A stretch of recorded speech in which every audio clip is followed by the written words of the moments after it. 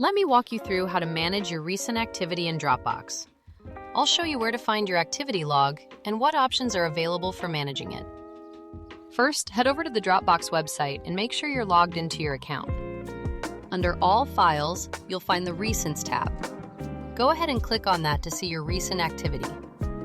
There's another way to access this information. You can click on the gear icon right next to All Files to open your settings. From the Settings menu, choose Folder Activity. This will pull up a detailed view of all your recent file activity. Here's something important to note.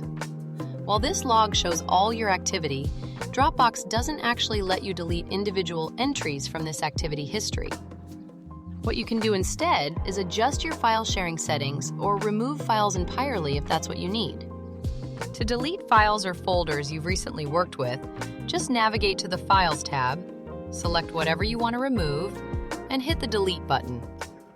One more tip. If you're worried about activities showing up in your web browser itself, you can always clear your browser's cache and history to remove those traces. And that's all there is to it. You now know how to view and manage your Dropbox activity.